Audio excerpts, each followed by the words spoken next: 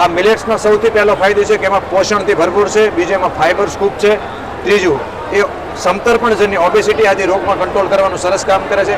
નમસ્કાર દર્શક મિત્રો, ટોક વિથ ભાવનગરમાં હું છું નીતિન સોની. ભાવનગરના આંગણે મિલેટ મહોત્સવનું આયોજન કરવામાં આવ્યું છે. જે પ્રકારે રોગોના કારણે ચિંતા વધી છે, તબીબોમાં પણ ચિંતા છે, જે પ્રકારે જંક અને ફાસ્ટફૂડની જે સિસ્ટમ છે, આજની યુવા પેઢી ખાસ કરીને જંક ફૂડ ખાય છે, ત્યારે મિલેટ મહોત્સવ એ અતિ ઉપયોગી બનવાનો છે. આપણી સાથે જાણીતા વૈદ્યાચાર્ય મહેન્દ્રસિંહ સરવૈયા છે, આપણે તેમની સાથે વાત કરીએ. સર, જે પ્રકારે ભાવનગરમાં મિલેટ મહોત્સવ યોજાય છે, શું લાગે છે? નીતિનભાઈ, મને બહુ જ આનંદ છે અને ખુશી છે કે આજે ગુજરાત સરકાર દ્વારા ભાવનગરના આંગણે આ સરસ મજાનો આટલો મોટો મિલેટ મહોત્સવ 2024ની ઉજવણી છે.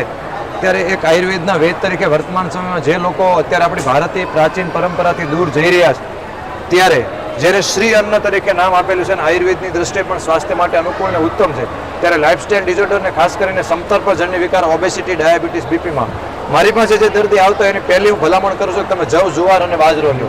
તો રાગી, સામો, નાગલી, કાંગ, આ મિલેટ્સનો સૌથી પહેલો ફાયદો છે કે એમાં પોષણથી ભરપૂર છે, બીજું એમાં ફાઇબર્સ ખૂબ છે, ત્રીજું એ સમતર્પણજન્ય ઓબેસિટી આદિ રોગમાં કંટ્રોલ કરવાનું સરસ કામ કરે છે. ઓછા પાણીએ થઈને કેમિકલનો પણ પેસ્ટિસાઇડની જરૂર પડતી નથી. ત્યારે આ એક્સપોની અંદર મેં બધા સ્ટોલની વિઝિટ લીધી, બધું જાણ્યું.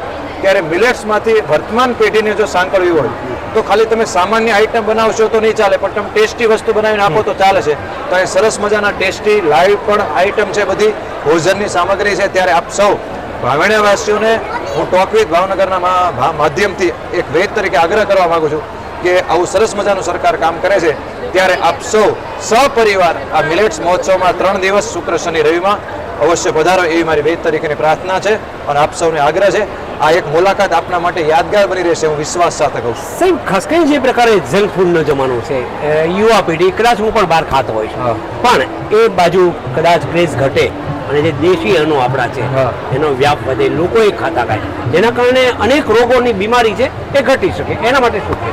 આ મિલેટ જે છે બધા એ ભારતની પ્રાચીન આપણી પરંપરા છે. આપણા વડીલો ઘઉં ચોખાનો ઉપયોગ ન કરતા, જવ, જુવાર, બાજરો આદિ જ ઉપયોગ કરતા અને આપણા ડીએનએ સાથે સંકળાયેલ. નેચરલ ફૂડથી આપણા નેચરલ ડીએનએ ડેવલપ થાય. તો આપણી આવનારી પેઢીના ડીએનએને નેચરલ કરવા માટે જે અત્યારે ફાસ્ટ ફૂડ, જંક ફૂડ, હું પણ એવું માનતો હતો કે ભાઈ મિલેટ્સ એટલે કાંઈ ટેસ્ટી ન હોય, ખાલી રોટલો જ થાય. પણ અહીંયા આવ્યો અને જ્યારે મેં જોયું ત્યારે એવું લાગ્યું કે અલગ અલગ મિલેટ્સની એટલી બધી સરસ મજાની આઈટમ અને બધી બની રહી છે. ત્યારે તમે નેચરલ ફોર્મમાં, નેચરલ ટેસ્ટમાં સરસ મજાની આઈટમ લઈ શકો છો.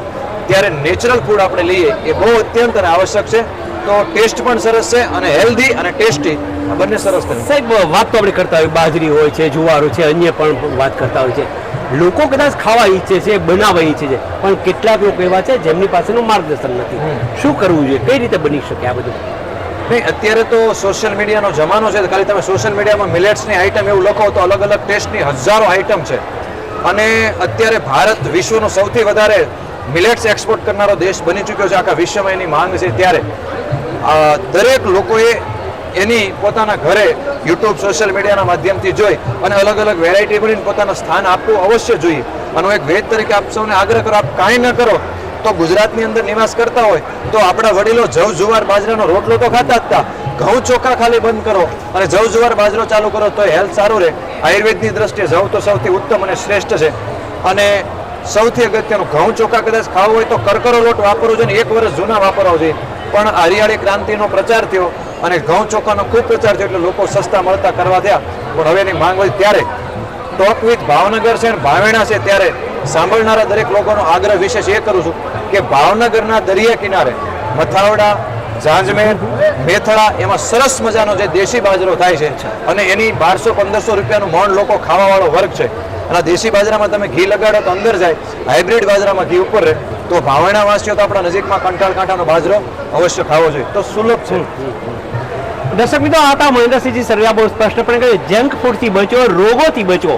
તો એના કારણે જે મિલેટ્સના જે ઉપયોગ છે એ જરૂરી છે. એક નવીન પ્રકારની એબીસીડી અત્યારે નીકળી છે. તમે અને હું એબીસીડી ભણ્યા છીએ તો A for apple, B for ball, C for cat, D for dog, આવી એબીસીડી ભણ્યા છીએ. પણ હવેની જે એબીસીડી છે ને એ A for attack, B for blood pressure, C for cholesterol, D for diabetes અને આ બધું જ હોય તો E ફોર એન્ડ થઈ જાય. આમાંથી જો બચવું હોય ને તો મિલેટ્સનો સહારો તમારે લેવો જોઈએ એવું મારું માનવું છે. અને આ મિલેટ મહોત્સવ અત્યારે સમગ્ર રાજ્યમાં કુલ 8 નગરપાલિકા ક્ષેત્રોમાં થઈ રહ્યા છે. 1લી, 2જી અને 3જી માર્ચના રોજ આજે મિલેટ મહોત્સવ થઈ રહ્યા છે. એ ખરેખર દરેક વ્યક્તિને જીવનનો એક નવી રાહ ચીંધે એ પ્રકારની વાત લઈને આવ્યા છે અને બહુ અદ્ભુત મિલેટ મહોત્સવ છે. મારું નામ હેતલ રાઠોડ છે. વૈદિક સંસ્કૃતિ નામથી હું ભાવનગરમાં 7 વર્ષથી ઓર્ગેનિકનું કામ કરું છું, જેમાં અમે ઓર્ગેનિક પાણીપુરીનો સ્ટોલ અહીંયા રાખેલો છે. અને ઓર્ગેનિક પાણીપુરીમાં એમાં જે અમે મિલેટ્સ વાપરેલું છે એ મિલેટ્સ જે છે એ રાગી છે. અને આ જે મિલેટ્સ ધાન્યો છે જે આપણા શરીર માટે, આપણા શરીરને સ્વસ્થ રાખવા માટે ઘણા બધા ઉપયોગી હોય છે. ઓર્ગેનિક અમે ઘણું બધું કામ કરીએ છીએ.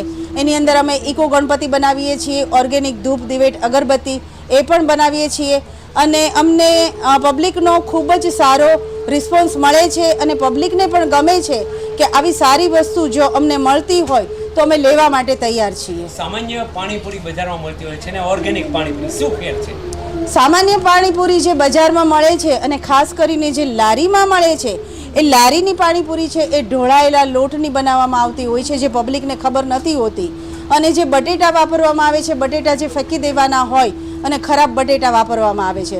પ્લસ એમાં કેમિકલ નાખવામાં આવે છે, એસિડ જેવું તત્વ પણ નાખવામાં ઉમેરવામાં આવે છે, જેનાથી લાંબા સમયે આપણી હેલ્થને નુકસાન થઈ શકે છે. અને પાણીપુરી એવી એક આઈટમ છે કે જે નાના મોટા દરેકને ભાવે. તો આપણી હેલ્થને ધ્યાનમાં રાખીને આપણે આવી સારી અને નેચરલ વસ્તુ સાથેની પસંદગી કરીએ ખાણીપીણીમાં તો આપણા તબિયત માટે, હેલ્થ માટે ઘણું સારું છે. આ મિલેટ મહોત્સવ છે એમાં મને એક કુંભારી કામનું પ્રદર્શન કરવા માટે મને રાખ્યો છે કે આવનારની બધી અત્યારની પેઢી કે કુંભારને જે બધા પુસ્તકમાં જોયેલા તો આવું રિયલ પ્રેક્ટિકલ બધા જોઈ શકે અને માણી શકે એના માટે મને અહીંયા આમંત્રણ આપ્યું છે. મુકેશભાઈ, ખાસ કરીને લોકો અહીંયા મિલેટ મહોત્સવમાં આવે છે, તમે અવનવી કેવી વસ્તુઓ બતાવો છો? હું બધાને જો લાઈવ બનાવતા શીખવાડું છું. બાળકો એન્જોય કરે છે, મોટા લોકો એન્જોય કરે છે, બધાને મજા આવે ને એક કુંભારી કામની એક પોતે પ્રેક્ટિકલ કે કેમ બને છે એક એનો આનંદ માણે છે ને બધાને બહુ મજા આવે છે. ખાસ કરીને નવરાત્રીનો માહોલ હોય કે ગરબાનો માહોલ હોય એમાં તો બધા માટીની વસ્તુ વપરાતી હોય છે. હા, શું કહેશો? હા, અત્યારે તો તમે જુઓ ને તો માટીની વસ્તુનું મહત્વ વધ્યું જ છે. દિવાળી હોય કે નવરાત્રિમાં ગરબામાં તો અત્યારે બધા ગરબા માટીના જ લે છે. રંગબેરંગી ગરબા આવી ગયા, ડેકોરેશનવાળા ગરબા એનો ઉપયોગ કરે. દિવાળીમાં હાથે બનાવેલા કોડિયાનો પણ ઉપયોગ બધા કરે છે.